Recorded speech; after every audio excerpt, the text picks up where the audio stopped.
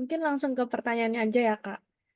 Yang pertama, menurut Bapak, bagaimana keadaan manusia ketika berada di intermediate state atau masa antara sebelum kedatangan Kristus yang kedua kali?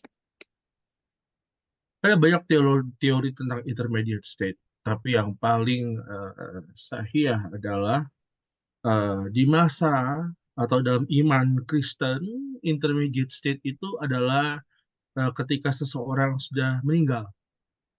Ya, ketika seseorang meninggal, jiwanya itu, nah dalam dalam iman Kristen yang kebanyakan yang dianut hari ini atau penjelasan doktrin teologi yang hari ini, orang tersebut pergi ke tempat yang bernama Firdaus.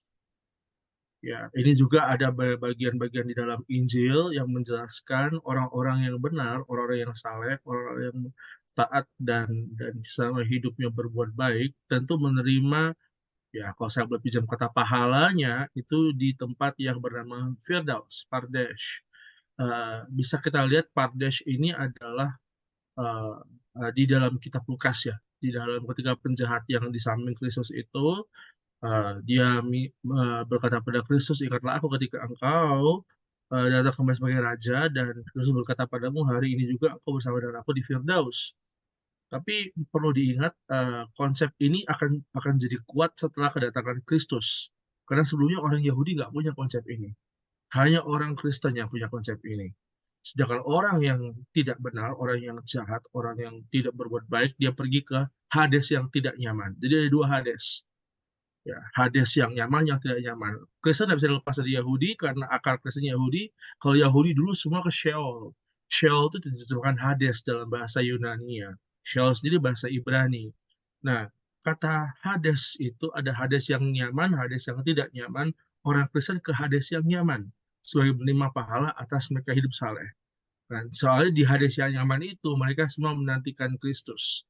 Ya, ini berhubungan dengan Kristus turun ke dunia orang mati, menyediakan tempat itu di dunia orang mati bagi orang Kristen yang meninggal. Tadinya dahulu orang Kristen itu disatukan dengan orang-orang yang tidak benar, seperti Abraham, zaman Abraham ya. Ini sebelum Kristus turun ke orang-orang mati. Tapi setelah dia turun ke dunia orang mati, ada pemisahan.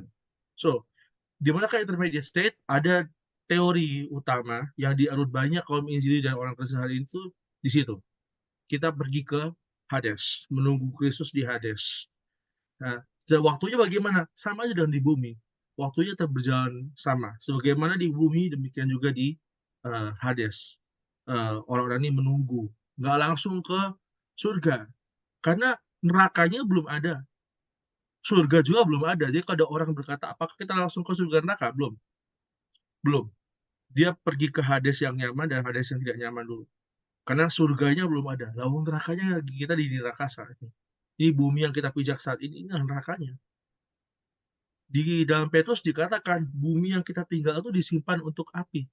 Reserved from the flood, but kept for the fire. Disimpan untuk api, artinya bumi ini akan jadi neraka. Tapi di surga di mana? Nanti ada tempat yang lain. Makanya dikatakan Tuhan berkata, aku pergi menyediakan tempat bagimu. Artinya Tuhan pergi ke satu tempat dan kita lihat dia naik ke atas, hilang di antara awan-awan. Di situ Kristus menyediakan tempat. Dan intermediate state adalah di masa kita menanti Tuhan datang. Apakah, dan Paulus berkata, apakah itu ada yang masih hidup atau yang sudah mati. Tapi yang pasti ke intermediate state ini adalah tenggat waktu itu. Begitu.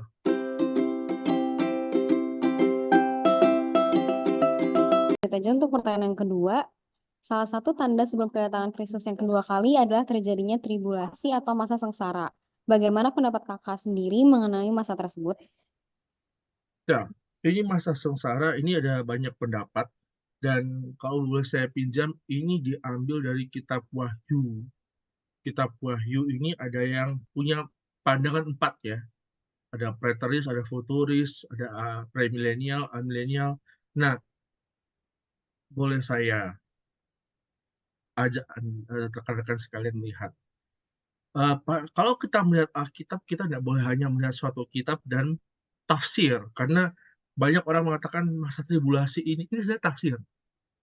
Ini muncul populer apalagi di film Left Behind, ya, yang dimana di film ini itu diceritakan Nanti ada orang-orang yang Kristen yang nggak sungguh-sungguh, mereka tertinggal di bumi. Padahal ini kurang tepat. Mengapa? Karena kitab Wahyu tidak ditulis memperingatkan hal ini. Sekali lagi kita sedang membicarakan kitab Wahyu di sini. Kitab Wahyu ditulis pertama justru dalam 4 tulisan Yohanes. Yohanes itu kan orang nulis di dalam, kalau menurut Alkitab kita ya, karena letaknya orang mengira kitab Wahyu itu ditulis terakhir. Salah.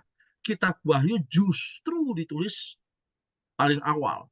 Karena itu menjelang orang-orang Kristen menderita di bawah Kaisar Nero.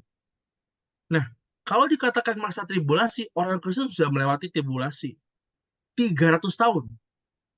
Dan setan cukup pintar, karena setan melihat 300 tahun tuh di orang Kristen dibuat tribulasi bukan tambah turun, tambah naik grafiknya.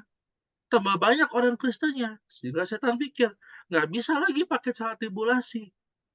Kenapa? Tribulasi itu tidak membuat orang Kristen kehilangan iman. Tribulasi justru menyuburkan orang Kristen. Nah, karena itu setan hari-hari ini kita lihat, memang masih ada di belahan dunia manapun kita lihat, mungkin di daerah seperti Pakistan, di daerah seperti di India, orang Kristen yang masih ada disiksa gitu ya, atau di Arab Saudi, atau di mana. Arab Saudi udah mulai enggak ya. Tapi saya tahu di negara-negara yang beberapa agama yang Kristen nggak jadi mayoritas, itu mereka orang Kristennya mengalami penyiksaan. Ini ada data-data di Voice of Martyrs, bisa dicek. Tetapi kalau dikatakan apakah tribulasi itu dikenakan ke sekarang, rasanya kurang tepat. Karena tidak seluruh dunia mengalami tribulasi. Termasuk banyak tafsir-tafsir yang lahir dari, maaf kata, mantan gereja saya itu gereja Pantekosta. Itu banyak tafsir-tafsir yang tidak benar. Injili sama juga. Injili kadang-kadang nyontek. Tafsir gak benar kok diikutin. Kitab Wahyu itu kitab karikatur yang ditulis untuk menguatkan jemaat ketika menghadapi Kaisar Nero. Seharusnya kitab Wahyu itu dibaca cuma tinggal 2 kejadian yang nggak terjadi. Yang pertama adalah kedatangan Kristus, yang kedua penghakiman terakhir. Sudah.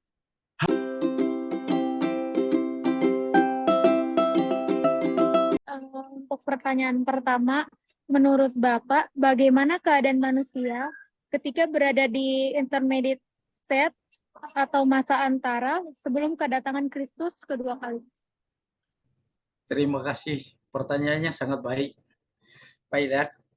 Jadi ketika Yesus datang ke dunia dan kemudian disalibkan dan bangkit, itu masa-masa antara sebelum dia datang. Nah, pada masa antara itu disebut zaman anugerah. Disitulah kita sebagai manusia harus bertobat untuk supaya dapat diselamatkan. Nah, pertobatan itu apa? Kita harus merubah cara hidup kita menjadi manusia baru, hidup baru. Seperti yang disebutkan di dalam Yohanes 3 ayat 3, itu dikatakan seseorang tidak dilahirkan kembali, dia tidak dapat melihat kerajaan surga. Jadi pada zaman anugerah inilah kita kesempatan untuk bertobat. Apabila kita sudah meninggal, sudah tidak ada hubungan lagi dengan Tuhan, hilang kesempatan, maka kita akan masuk ke kematian yang kedua.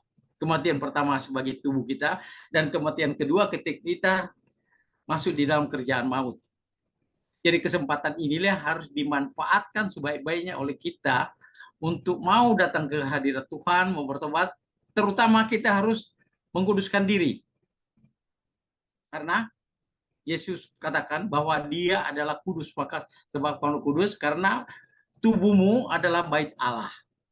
Sehingga kita terkoneksi dengan kerajaan Tuhan. Jadi intinya bahwa kesempatan kita untuk datang bertobat pada masa-masa ini. Demikian penjelasan saya.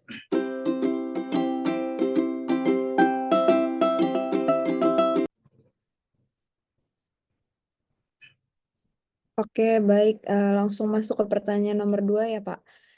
Pertanyaannya itu, salah satu tanda sebelum kedatangan Kristus yang kedua kali adalah terjadinya tribulasi atau masa sengsara. Bagaimana pendapat Bapak mengenai masa tersebut? Iya, baik. Jadi pada masa itu akan terjadi masa sengsara. Sebab jelas dikatakan situ di 2 Timotius 3 ayat 12, setiap orang yang mau hidup beribadah di dalam Kristus akan menderita aniaya.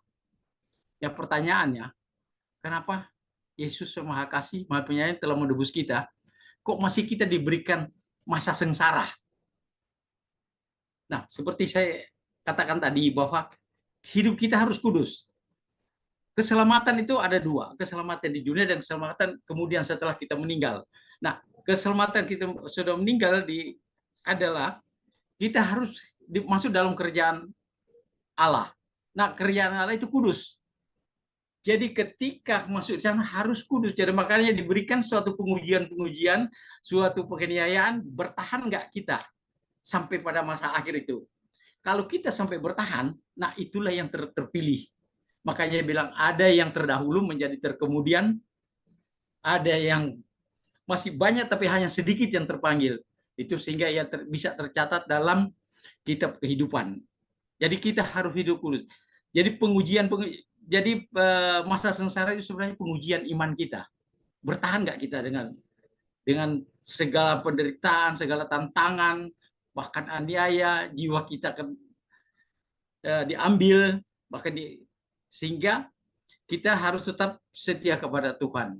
Ya kalau kita sampai akhir kita setia, maka kita akan lolos, kita masuk ke kerajaan Allah. Jadi memang penganiayaan itu harus terjadi untuk menciptakan manusia-manusia yang kudus. Demikian penjelasan.